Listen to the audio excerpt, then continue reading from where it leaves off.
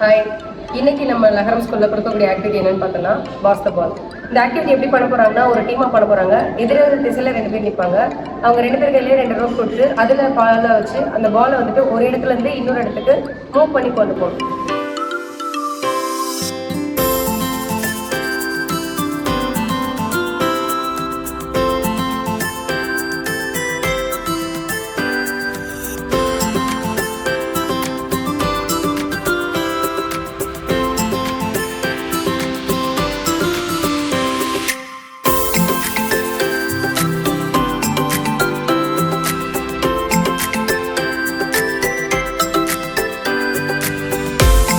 So இந்த activity பண்ணுறதுனால கிடைக்கக்கூடிய பெனிஃபிட்ஸ் என்னென்னு பார்த்தோன்னா, பசங்க வந்து ரொம்ப இன்ட்ரெஸ்டிங்காக அந்த ஆக்டிவிட்டி பண்ணுவாங்க. அட் த சேம் டைம் அவங்களுக்கு ஒரு ஃபோக்கஸிங் அண்ட் அட்டென்ஷன் கிடைக்கும்.